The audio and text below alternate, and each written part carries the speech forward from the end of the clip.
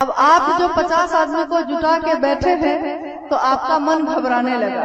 आपको लगा कि अरे वो भैया तो बोले थे कि हम आएंगे, तो हम तो निश्चित थे कि वो आएंगे तो वही चर्चा करेंगे। अब वो भैया नहीं आ रहे हैं, आ ही नहीं रहे, फोन भी नहीं उठा रहे हैं, न जाने क्या बात हो गई। अब आपका मन गुरु की दया के आश्रय की तरफ गया। आपने महादेव से दया मांगनी शुरू की, हे महादेव दया करिए, कैसे होगा कैसे होगा कैसे होगा। और आपके लाख दया मांगने के बाद भी वो व्यक्ति जिसको आप बुला रहे थे नहीं आ पाया। ऐसा हुआ है आपके साथ कभी? वो नहीं आ पाया और संजोग ऐसा हुआ कि अब क्या है, अब कोई उपाय नहीं है, अब आपको ही गुरु की चर्चा करनी पड़ेगी। तो अब आप महादेव से दया मांग के गुरु की चर्चा में बैठे हैं और जब आप महादेव की चर्चा शुरू किए हैं तो आपको भी नहीं पता है कि आप उस दिन क्या बोल रहे थे। दूसरे सुन के कहते हैं कि दीदी आपने कितनी सुंदर चर्चा की। आप सोचती हैं कि मुझको ये आता कहाँ था, मुझको तो आता ही नहीं था। तो बोला कौन? महादेव खुद बोला। महादेव हजार हजार मुख से बोलते हैं, महादेव हजार हजार पांव से चलते हैं, वो हजारों आंखों से देखते हैं। हम में, तुम में, सब में कौन है? वही बोले। तो मन जैसे ही महादेव से जुड़ेगा, मन जैसे ही गुरु की दया के आश्रय में जाएगा, आप खुद ही महादेव की चर्चा शुरू कर दीजिएगा। कोई आपके पास नहीं होगा तब भी करिएगा। तो संकीर्णता अपने आप तिरोहित होती है, चीजें अपने आप ठीक होती हैं। इसके लिए मात्र महादेव से दया मांगने की जरूरत है। एक भाई जो रामगढ़ चतरा ब्लॉक सोनभद्र से हैं, इनकी जिज्ञासा है कि शिव की ओर चल और शिव की ओर से चल, दोनों में क्या अंतर है? जिज्ञासा आपने सुनी है, शिव की ओर चलना मतलब धरती से जो हमारा जीवन है उस जीवन से शिव की ओर चलना और शिव की ओर से चलना, शिव की ओर या शिव की ओर से चलना, यही है ना। भारी अंतर है। एक बार क्या हुआ कि एक गुरु भाई आए थे साहब के पास। तो अब दो जगह के गुरु भाई बहन वहां बैठे हुए हैं साहब के पास। तो एक जगह के गुरु बहन जो है उसमें से एक गुरु भाई खड़े हुए, उन्होंने कहा साहब से कि जी साहब, हम लोगों ने सोचा है कि हम लोग राजस्थान जाएंगे और राजस्थान जाकर अमुक जगह शिव की चर्चा करेंगे। हमने चर्चा रख भी ली है और हम में से ये 5-6 लोग जो हैं ये लोग जा रहे हैं। साहब ने कहा ठीक। दूसरी जगह के लोग जो बैठे हैं वो कह रहे हैं साहब से कि जी साहब, हम लोग आपसे आदेश लेने आए हैं। साहब ने कहा किस बात का? कि हम कहाँ जाए और कहाँ जाकर हमको क्या करना चाहिए, कहाँ जाकर हमको क्या करना चाहिए। आप जहाँ कहेंगे वहीं जाएंगे और जहाँ जहाँ आप जैसा जैसा करने के लिए बोलिएगा हम वैसा वैसा करेंगे। अब आप बताइए कि दोनों बात में क्या अंतर है? एक ने बताया, सूचना दी, दूसरे ने पूछा, आदेश दिया। दोनों में अंतर है कि नहीं? जब आदेश कोई लेगा, जब आज्ञा लेगा कोई, तो उसके साथ जिससे वो पूछ रहा है उसकी ताकत भी मिलेगी उसको, क्योंकि जिसका आशीर्वाद लेकर आप जाते हैं उनका आशीर्वाद भी तो आपके साथ जाता है। लेकिन अगर आप खुद ही बता दीजिएगा कि हम तो यहाँ के फला गुरु भाई हैं, फला गुरु बहन हैं और हम तो ये पूरा क्षेत्र तो मेरा ही जगाया हुआ है, यहाँ तो कोई था नहीं, हम ही आए थे, हम ही ने आए, आपको भी तो मैंने बनाया था, आपको भी तो मैंने बनाया था। तो अगर मेरे मन में ये होगा तो मैं कहूंगी कि यहाँ ये होगा, यहाँ ये होगा। हम बोलेंगे तो चर्चा होगी, हम बोलेंगे तो चर्चा नहीं होगी। हम आएंगे तब चर्चा शुरू होगी, हम आएंगे तब फटाफट शुरू होगा। मतलब इस तरह की भाषा बोलिएगा। जो शिव की तरफ से चलेगा वो महादेव से लोगों को जोड़ेगा, आगे बढ़ता जाएगा। मिल लिए तो वाह वाह, नहीं मिले तो कोई बात नहीं है। अगर रास्ते में वो व्यक्ति मिल जाए जिसको आपने शिव से बनाया था तो गले से लगा लेंगे, खुशमिजाजी से मिलेंगे, लेकिन उस पर शासन नहीं करेंगे, उसको और मदद करेंगे। तो कोई शिव की तरफ से चलता है तो वो सबकी मदद करता है, सबको चाहता है कोई टूटे नहीं, कोई छूटे नहीं, पूरी कोशिश करता है। अपनी बोली, मनसा, वाचा, कर्मणा, तीनों काम उसके एक जैसे होते हैं। शिव का भजन, शिव की पूजा 3 तरीके से होती है, मन से, वचन से और कर्म से, तीनों तरीके से होती है। लेकिन जो शिव का शिष्य होगा उसके इन तीनों चीजों में, मन में भी, बोली में, वाणी में, शब्दों में भी और उसके अपने आचरण में भी एक जैसा ही होगा। ऐसा नहीं होगा कि वो बोलता कुछ और है, सोचता कुछ और है और करता कुछ और है। तो शिव की तरफ से चलने वाले के लक्षण बताते हैं कि ये शिव की तरफ से चल रहा है। वो किसी को तोड़ना नहीं चाहता, वो किसी को खराब नहीं बोलेगा, वो सबको गले लगाएगा, सबको प्रेरित करेगा, सबके पांव में झुक जाएगा, प्रणाम आपसे पहले करेगा, ये उसके लक्षण बताएंगे। लेकिन कोई इधर से चल रहा है, अपनी तरफ से चल रहा है, तो उसके मन में सारी चीजें रहेंगी।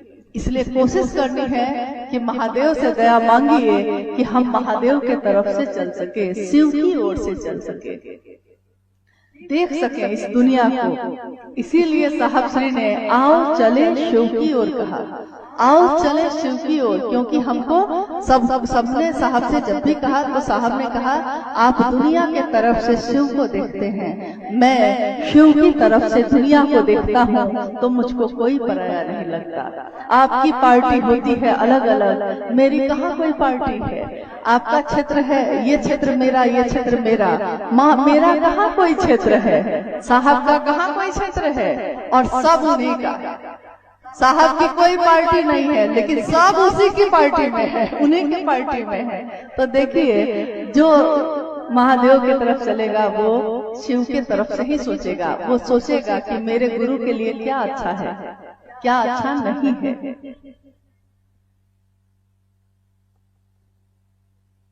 एक भाई की जिज्ञासा है, रेणुकूट के भाई हैं, रात में साप्ताहिक की चर्चा होना चाहिए कि नहीं? तो स्पष्ट नहीं किए हैं रात में कब से नहीं। देखिए, ग्रामीण क्षेत्रों में थोड़ी दिक्कत होती है कि दिन में लोग खेतों में काम करने चले जाते हैं, परंतु बहुत से बहुत संध्या वेला में हो सकती है।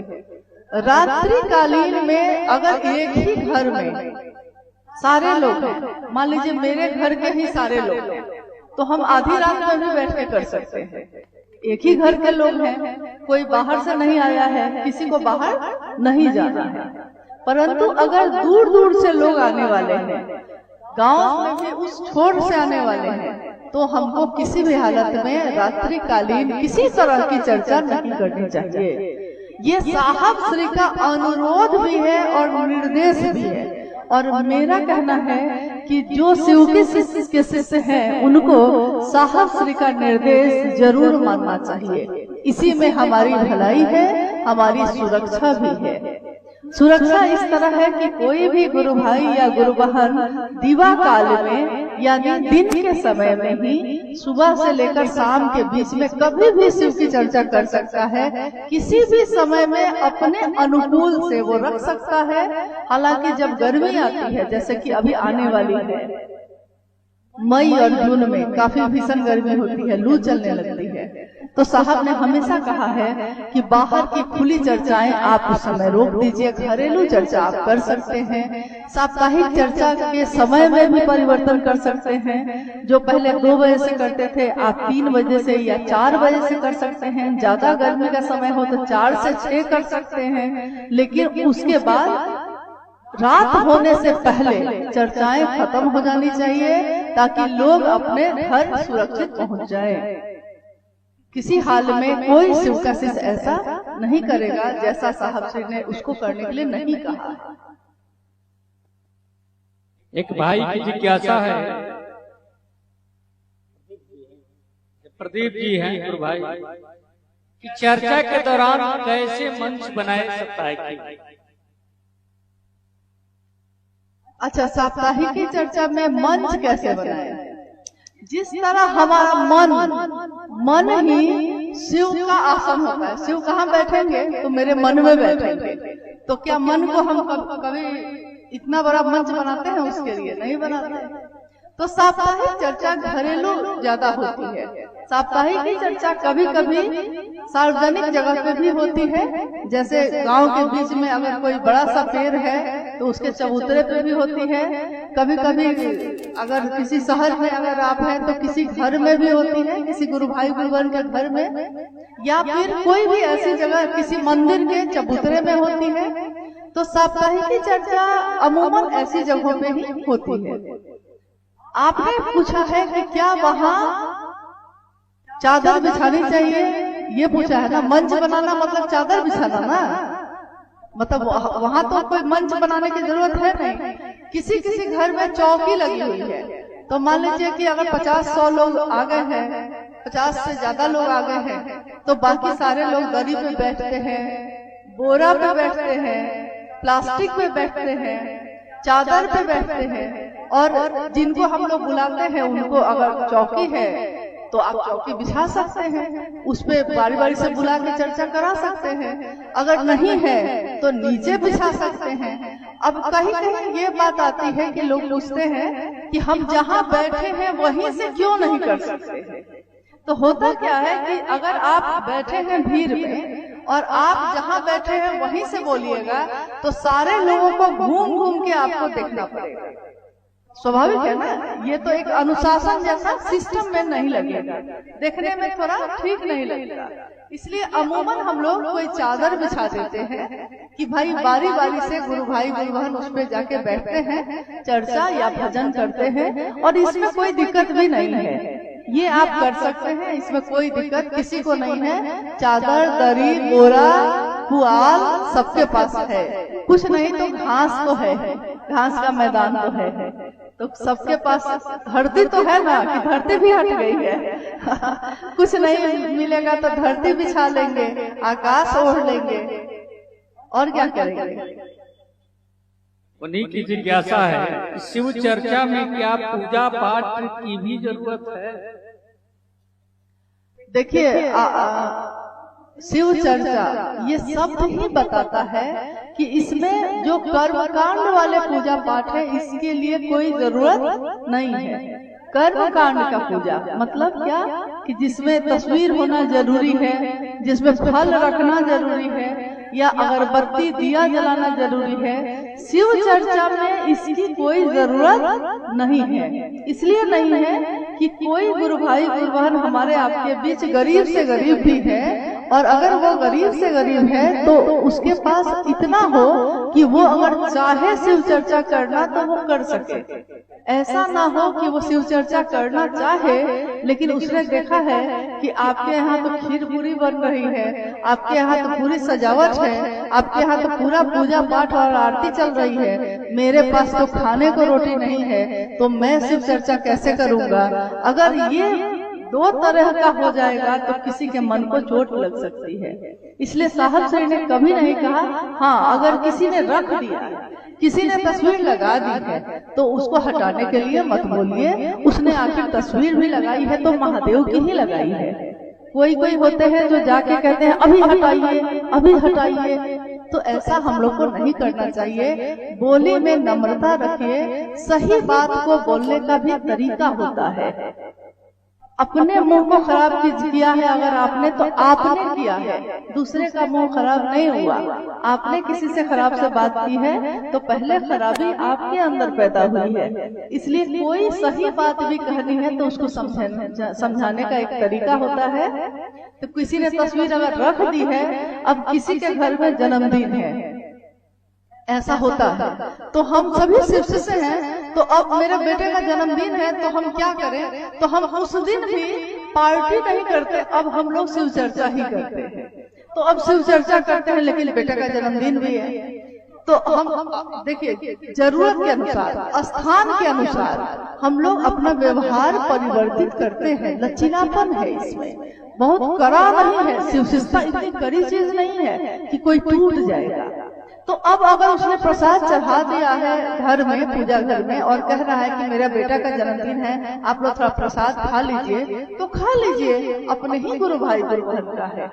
ऐसा नहीं करना चाहिए कि नहीं हम तो पानी भी नहीं पिएंगे आपके यहाँ का। ऐसा भी व्यवहार कभी भी शिव शिष्यों को नहीं करना चाहिए। मांगना भी नहीं चाहिए कि हाँ हम आएंगे तो आपके यहाँ आपको खाना बनाना होगा मेरे लिए। मांगना नहीं है, कोई दे दे तो खा भी सकते हैं। तस्वीर लगानी नहीं है, किसी ने लगा दिया है तो हटाने की जरूरत भी नहीं है।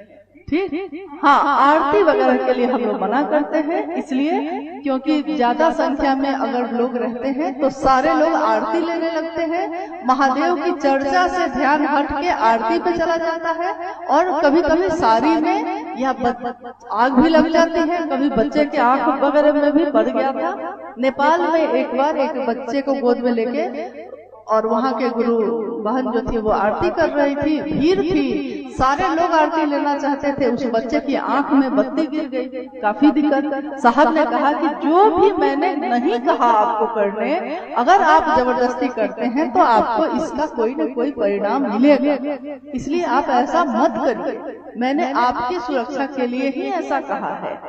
शिव चर्चा का अर्थ ही होता है शिव की बात। ये शिव कथा नहीं है, शिव महापुराण कथा नहीं है, ये रामायण कथा या महाभारत कथा नहीं हो रही। यहाँ क्या हो रहा है, शिव की चर्चा हो रही है। तो तस्वीर अगर लगी है कोई दिक्कत नहीं है, नहीं लगी है तो लगवाने की जरूरत भी नहीं है। मतलब एकदम आप जैसे हैं, जिस स्थिति में है उस स्थिति में शिव चर्चा कर सकते हैं, कहीं भी कर सकते हैं, कैसे भी कर सकते हैं। भाई कौन ब्लॉक के हैं, वो निगाई गांव के रहने वाले हैं, उन लोग की जिज्ञासा है कि क्या विज्ञान में शिव गुरु हैं तो कैसे।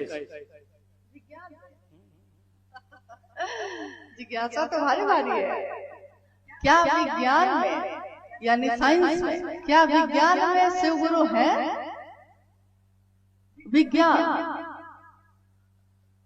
जिस चीज को आज से हजारों साल पहले हमारे ऋषि मुनियों ने कह दिया, आज विज्ञान उसको साबित करता है।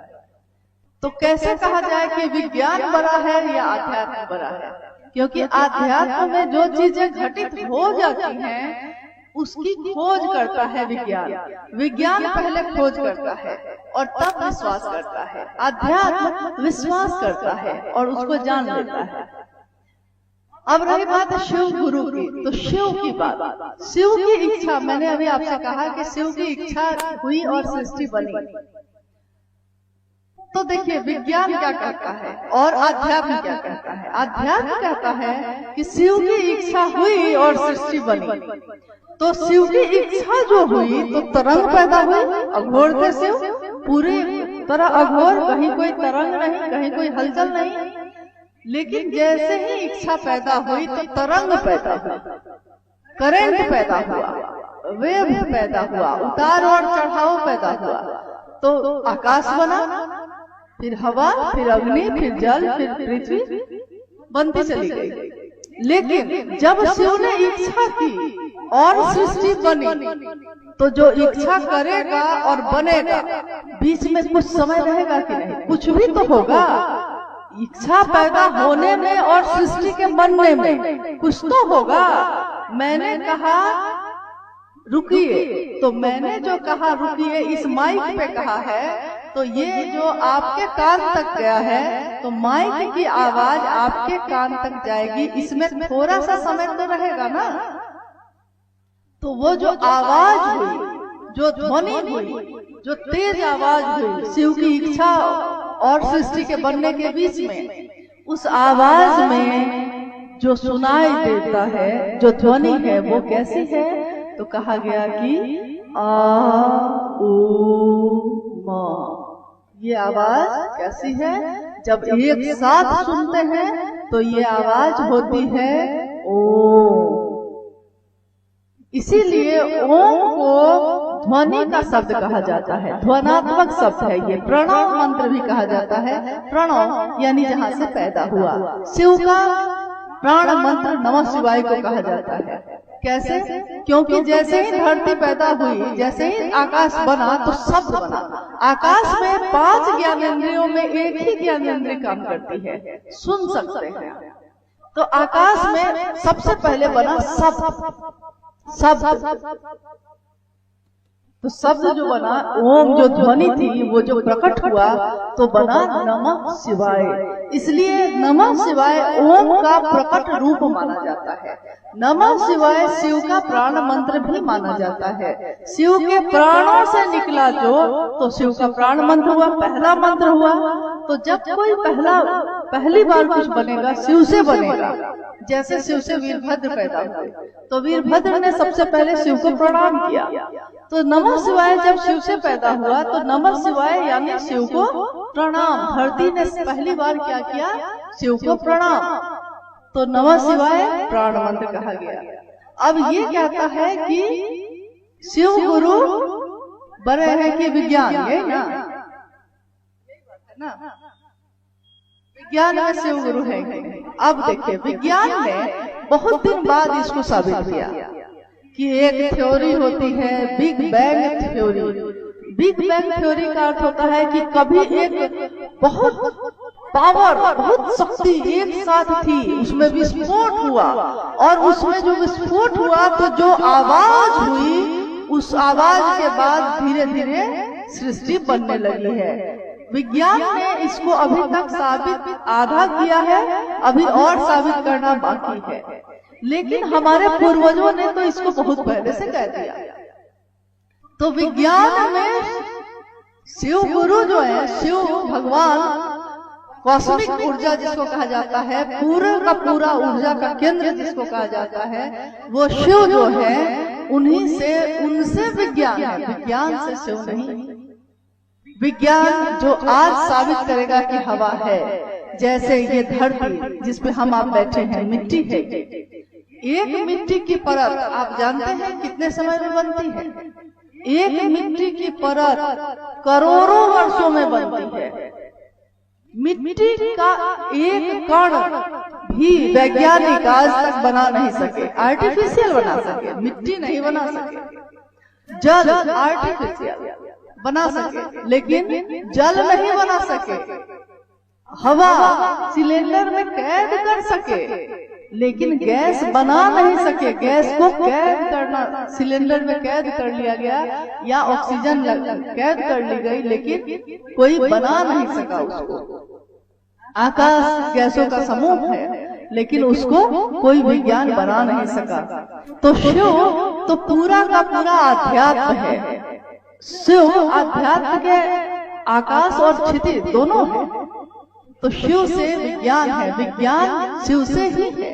एक दिन विज्ञान ये साबित करेगा। जब साहब श्री ने अपनी पुस्तक आओ चले शिव की ओर लिखा था, तो उन्होंने कहा था कि इसमें जो भी चीजें मैं लिख रहा हूँ ये अलौकिक है, मुझसे जैसे कोई लिखवा रहा है, मैं लिख नहीं रहा। जब उनके जीवन की घटनाओं पे अनविल आकर लिखा गया था, उस समय 2 शब्द में उसमें साहब सर ने लिखा है कि मेरे जीवन की ये जो घटनाएं हैं जो लिखी गई हैं, ये आपको अलौकिक प्रतीत होंगी और विश्वसनीय प्रतीत होंगी, क्योंकि कभी ऐसा होगा कि भविष्य में विज्ञान इसको साबित करेगा। परंतु अलौकिक जगत में ऐसी घटनाएं होती हैं जो आपको चमत्कार लगती हैं, लेकिन ये अलौकिक जगत की घटनाएं हैं। बहुत सारी ऐसी घटनाएं जो हमारे जीवन में घटित होती हैं, हमारा मन उसको समझ नहीं पाता कि ये कैसे हुआ, परंतु विज्ञान एक दिन साबित करता है। तो शिव गुरु विज्ञान में भी है, विज्ञान उनमें है, वो विज्ञान में नहीं है। देखिए, समय अभाव है, जिज्ञासा तो और है।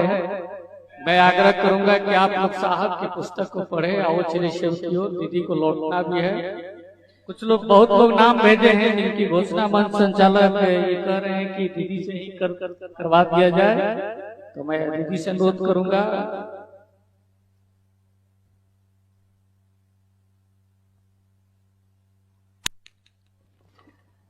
भाई सतीश जी ने आपसे सही कहा। साहब ने 1990 में शिष्यानुभूति लिखी थी और उस समय के साप्ताहिक चर्चा स्थलों पे शिष्यानुभूति पढ़ी जाती थी। उसी में से जिज्ञासाएं की जाती थी, उनका उत्तर भी किया जाता था।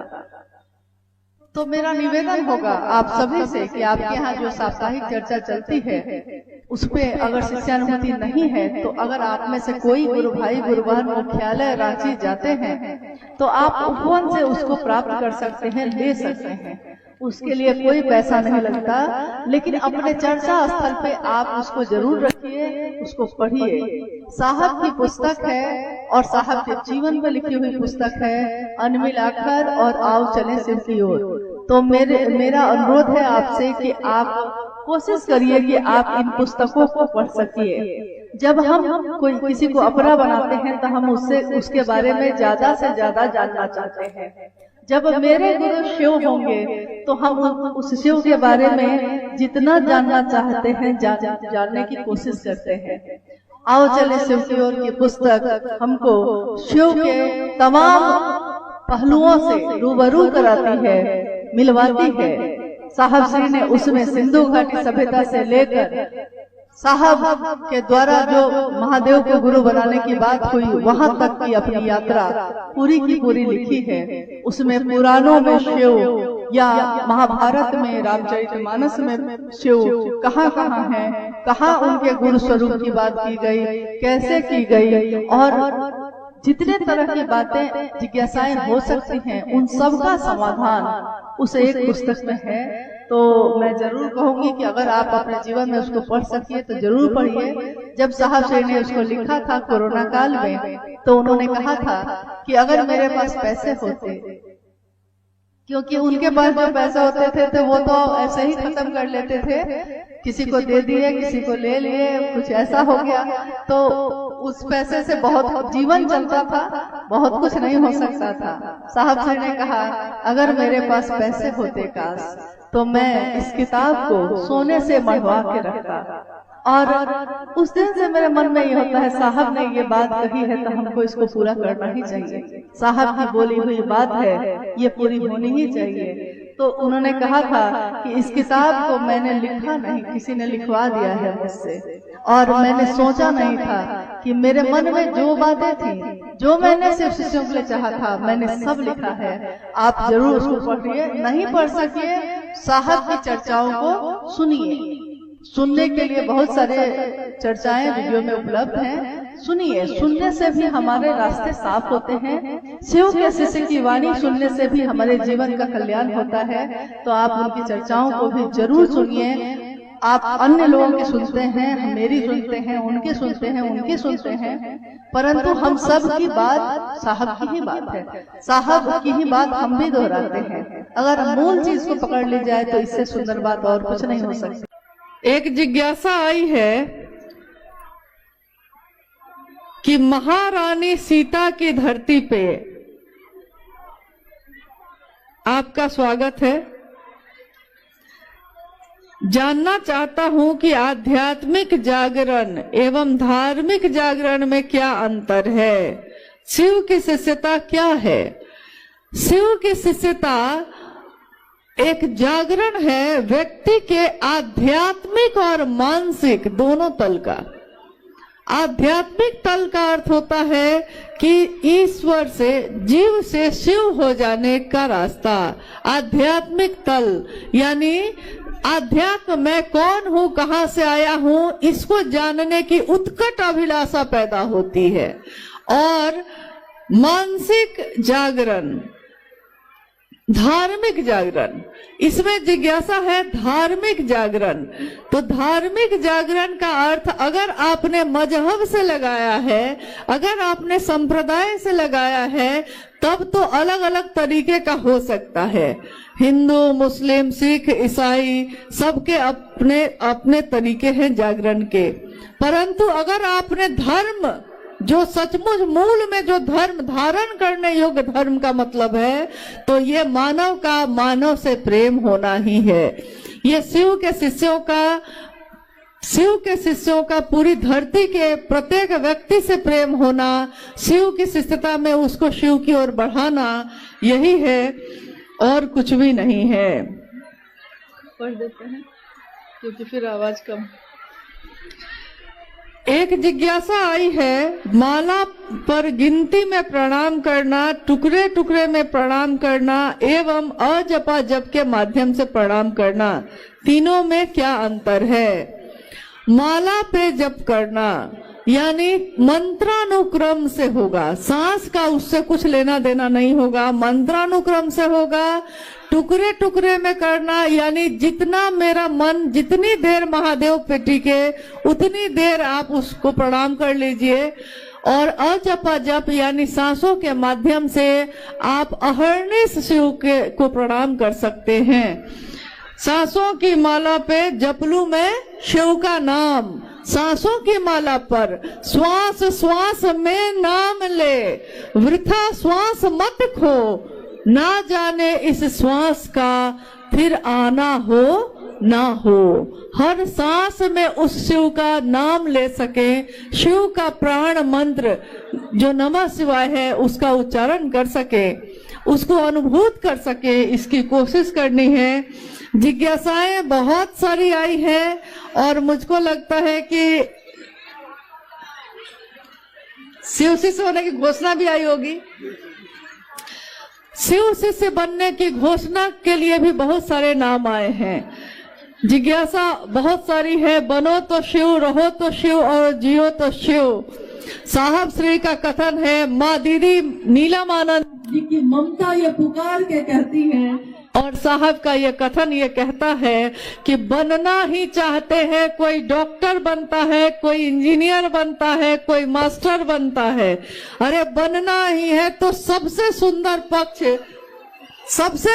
पक्ष जो है वो पक्ष है जीव का शिव हो जाना। तो सबसे सुंदर पक्ष को लेकर बनिए। कोई पूछे कि कौन है आप, तो आप क्या कहिएगा? कोई पूछे कौन है आप क्या कहिएगा? मैं कौन हूँ? मैं शिव का शिष्य हूँ।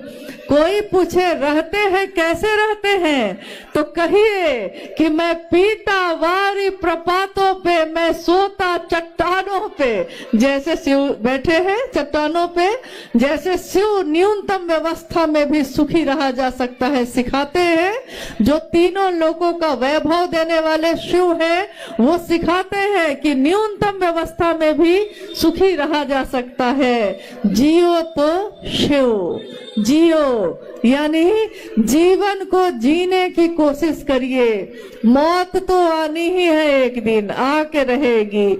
मौत महबूबा है, अपनी एक दिन गले से लगाएगी, परंतु जीने की कोशिश करिए। चाहे थोड़ी ही सुविधा हो, जीना आपका जीवन सबसे बेशकीमती है। जीवन को जीने के लिए उस महागुरु महादेव से दया मांगिए, प्रार्थना करिए। बहुत सारे नामों की घोषणा यहाँ आई है और इतने नाम को बोलना संभव नहीं है। आज के इस शिव गुरु महोत्सव में जिसमें सभी शिव के शिष्य शामिल हुए हैं, इसमें आने वाले सभी लोगों से मैं निवेदन करूंगी कि जब वो यहाँ से लौटें तो बहुत धीरे धीरे आराम से, किसी को धक्का मत दीजिएगा, बिल्कुल आराम से धीमे धीमे कदमों से धीरे धीरे पहले पीछे के लोग, फिर धीरे धीरे इधर के लोग जाएंगे, तब तक वो बैठे रहेंगे। और घोषणा है, जितने भी नाम इस गुरु के मंच पे आए हैं, उन सभी नामों की घोषणा हम लोग करते हैं कि आज और अभी से इन सभी भाई और बहनों ने महेश्वर शिव को अपना गुरु बनाया है। इनके नाम की घोषणा शिव के अंतरिक्ष साम्राज्य में प्रेषित की जाती है। कृपया दर्ज हो, जागो जागो महादेव। बहुत धीमे धीमे आप सब यहाँ से प्रस्थान करेंगे। आप सभी के चरणों में मेरा प्रणाम है। जिज्ञासा है, दीक्षा के माध्यम से शिष्य अपने गुरु से आध्यात्मिक अनुशासन का दायित्व ग्रहण करते हैं। कृपया समझाने की कोशिश करें। दीक्षा के माध्यम से शिष्य अपने गुरु से आध्यात्मिक अनुशासन लेता है। दीक्षा, शिव की शिष्यता में कोई मंत्र कान में नहीं दिया जाता। शिव की शिष्यता में कोई उपासना साधना नहीं बताई जाती। शिव की दया ही शिव शिष्यता में शिव शिष्यों के लिए दीक्षा का काम करती है। शिव की शिष्यता का विचार, ये भाव, ये विचार जो हमारे मन में प्रवेश करता है, यही दीक्षा मानी गई है। और जैसे ही मेरा मन ये समझता है कि मैं अमुक व्यक्ति की बेटी हूँ, मेरा मन अगर इसको याद रखता है, तो मैं दुनिया में चाहे कहीं भी जाऊं, मेरे मन में, मेरे आचरण में एक अनुशासन स्वतः उतर जाता है। लोग कहते हैं चलो वहां चलते हैं, हम कहते हैं कि नहीं, अगर मैं जाऊंगी लोग कहेंगे कि अमुक गुरु भाई जो है उनकी बेटी पता नहीं कहाँ कहाँ घूम रही थी। देखिए, पिता का भान है कि भाई नागेंद्र बाबू की बेटी कहाँ घूम रही थी, भाई स्वतः अनुशासन आ गया। एक मन में पिता की स्मृति आई तो अनुशासन आ गया। गुरु की याद रहेगी मैं किसका शिष्य हूँ, तो मैं अपने जीवन में चाहे किसी से बात करूं, चाहे हंसूं, चाहे बोलूं, चाहे चलूं, चाहे बैठूं, मेरे हर काम में एक आध्यात्मिक अनुशासन स्वतः उतर जाएगा। ये शिव की शिष्यता की याद अगर रह गई, शिव की दया की याद रह गई, शिव की दया ही दीक्षा कही जाती है, याद रह गई, तो मेरा मन चाहे मुझको जहां ले जाए, परंतु ये शरीर हमेशा एक आध्यात्मिक अनुशासन में रहेगा ही रहेगा। महारानी सीता की धरती पर आपका हार्दिक स्वागत है। महारानी सीता, जानना चाहता हूँ, आध्यात्मिक जागरण एवं धार्मिक जागरण में क्या अंतर है? इसके साउंड का अच्छा, ये तो बेटा एक बार दोहरा देते हैं, कोई बात नहीं।